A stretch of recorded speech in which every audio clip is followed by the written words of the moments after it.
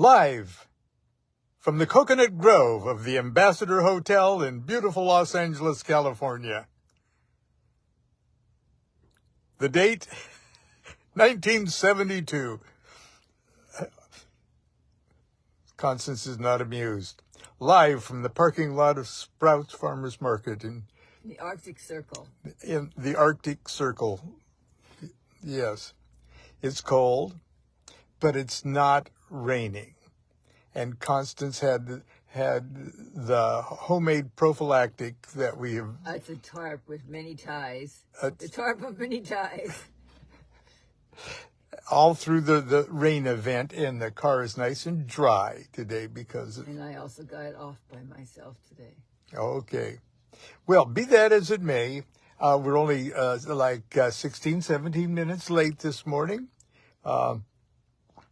And Constance is going to go in and shop in a second. I'm going to continue a little bit on Crowley's prophecy chapter in Magick Without Tears. It's going to have something to do with Super Tuesday. It's something to do with Super Tuesday. How did you vote, dear? I did my best to vote my conscience after studying as much as I could. We lay in bed with all of the election material and yeah, we don't, because we don't watch regular TV. We don't get really ads except for Lon Milo Jeopardy, so that's okay too, because they're all slanderous pieces of crap. But so are the papers. So we do our best, and we also have a voters booklet. We're lucky, California. They're totally easy, make it easy to vote. Huge thick thing with information on most of the candidates. What they approve of as information anyway, and we vote as far left as possible because we are for the people. That's right. Not for business. Yes, comrade. Business. That's what they said at our wedding ceremony. I now pronounce you comrade and comrade. Stand not too close to each other or you will shade each other, and neither one will grow. That was kind of like in our wedding ceremony. That was in our wedding ceremony. That little Gabron in there. We had premonitions. So at least one of us did. Yeah. I was wearing a sweatshirt and shorts, and I was barefoot. I was barefoot at our wedding. I was probably barefoot too. Yeah, in that little pink dress. Yes, it was a nice pink. But we digress. Are you surprised? Am I supposed to talk about something? Yeah. Well, as long as it's voter day. I talk about decisions in general. I'm not gonna. I always feel like a hypocrite talking because I always talk about anything, my paintings or anything I talk about, I'm talking to myself. That's all any of us do. Things that I want to learn, that I want to learn to do better, and haven't quite done better yet. About decisions, some things I'm good at this though. And I'm the older I get, I realize now is the time to start choosing what you want. And I don't mean selfishly, but you'll be surprised. You're surprised what things you think, I can only get this.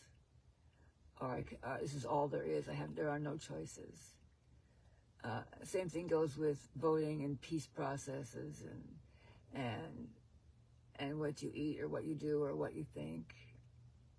I think we have to let's make a decision to make our choices less compromise where everybody loses and more for personal and spreading wide justice where everybody wins, and be optimistic that maybe good things can happen even on a small scale at first, and don't be sad that you're not gonna. There's lots of people these days who don't want to know anything and don't want, and you can't help that at this point. You just have to. Even I'm surprised at how many people consciously don't want to know anything. Yeah, or learn anything new when you're older. I mean, Yeah. my brain is not, my body is not in great shape, but my brain is not preparing to die at this time. I'm learning Tibetan mantras. Those Tibetan mantras, they help. I take 2 and call me in the morning.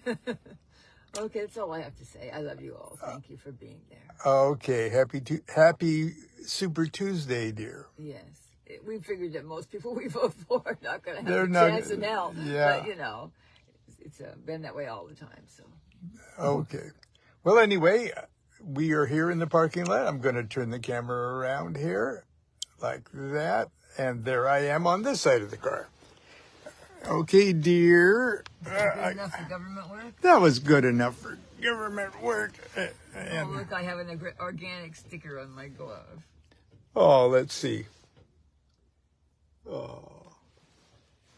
Okay, I'm getting the camera turned around here. It is not terribly cold in the car at the moment. It's terribly cold outside, though. And it will be even colder in the store. And I really don't need this scarf at the moment. And we've got a bag of puppies, a bag of warm puppies that I put in that microwave this morning. Because I asked him to, because I was busy taking the tarp off the car by myself. Yes. And I appreciate it. So I know you do. the whole world appreciates it. Anyway, yes. And she's right. Probably everybody we voted for. And we didn't vote crazy or too much. But over the years, I mean, we vote all the time. It's a conscientious thing, even though we know that our votes do little except cancel out somebody else's vote. A couple times, our candidates have won, and we campaigned pretty vigorously. I mean, formally part of the campaign for Bernie a few years back. And because we really thought that could have been a kind of a positive turning point. And, of course, we were terribly disappointed. But anyway, everybody is certainly free to vote their conscience if that is indeed your conscience. And so my dad always told me, never talk religion or politics in a bar, which is, it's good advice, but I tell you, I love talking religion and politics, especially when I'm drinking. So what a cruel thing to say, don't discuss religion or politics in a bar. But because I've never been trained in any form of physical self-defense, that was pretty good advice. Anyway, that's that. I'm reading from Magick Without Tears. This is a pretty rare edition of it, but you could certainly find it on Kindle, okay, and in other copies. And I've said it a million times. If you haven't read Magick Without Tears and have formed some kind of an opinion about Aleister Crowley, you've formed that opinion prematurely. Okay. We were talking about prophecy yesterday because I was joking that who's going to win these elections and things. And Crowley said two things that we talked about yesterday.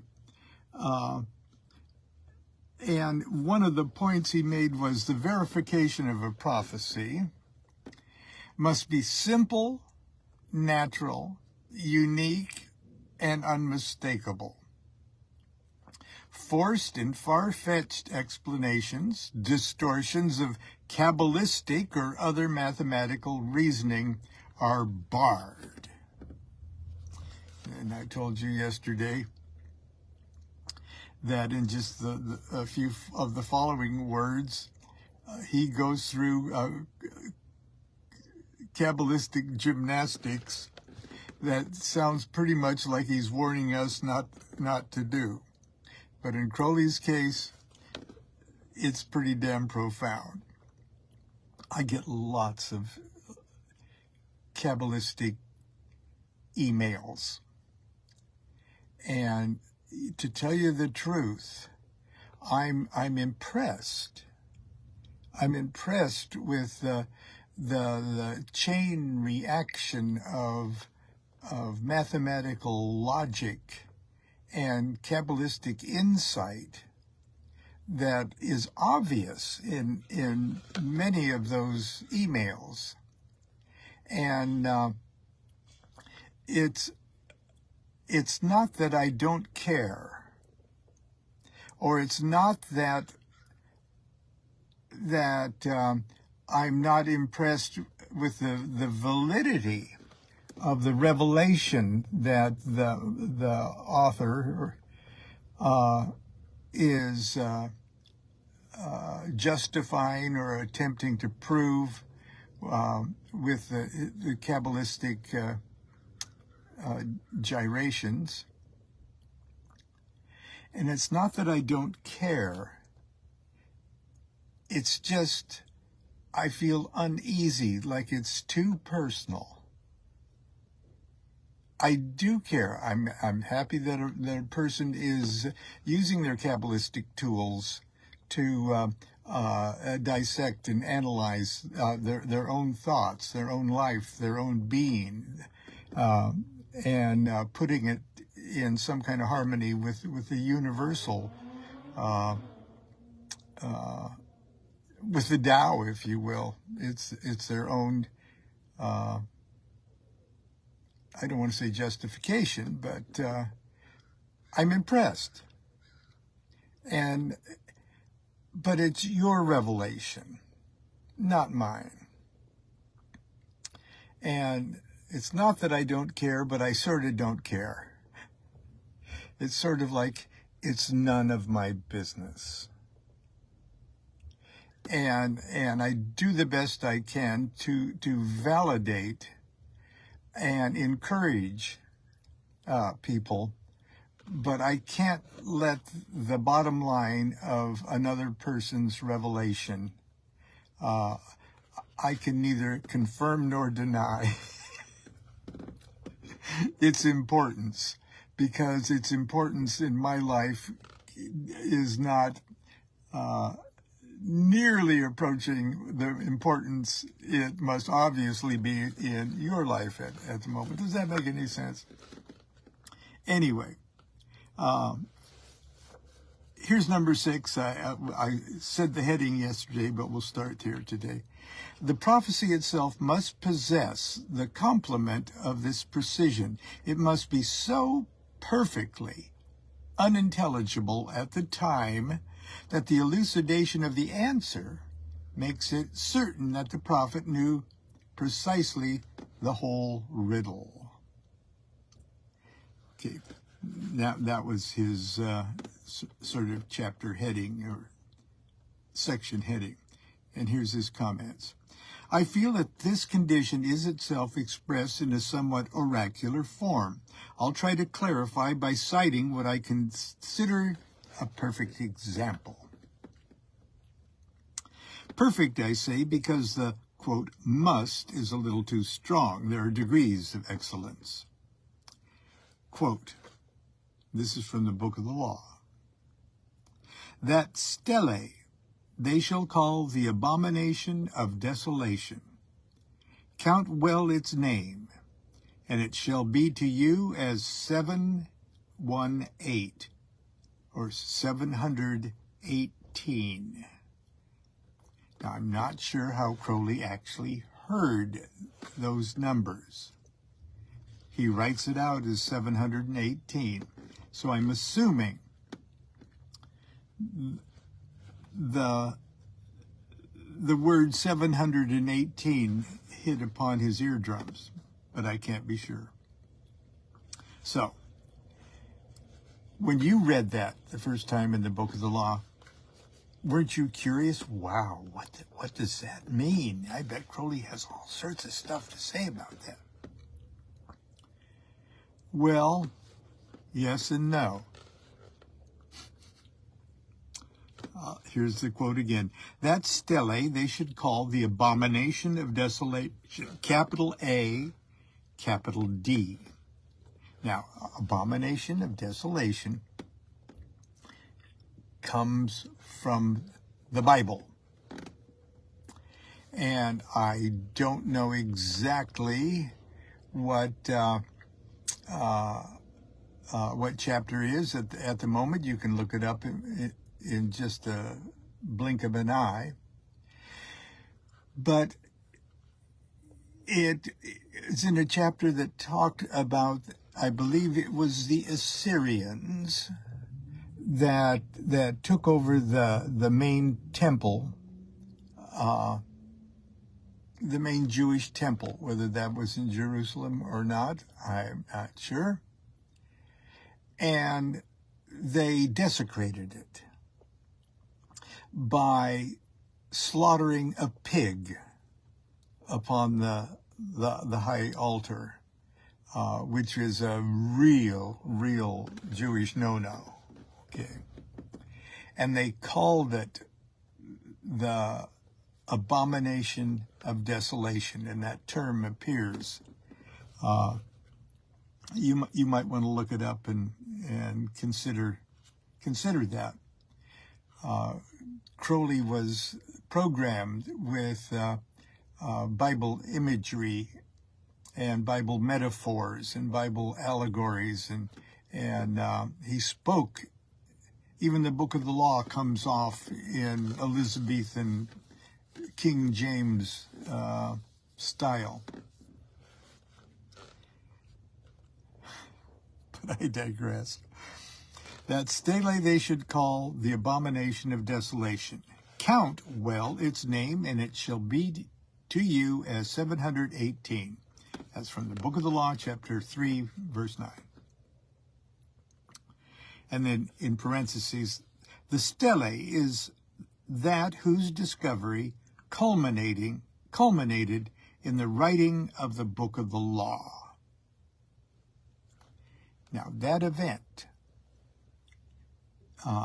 in Crowley's prophetic mind, initiated the entire breaking dawn of the new aeon. And almost immediately following that were world wars of unprecedented bloodshed.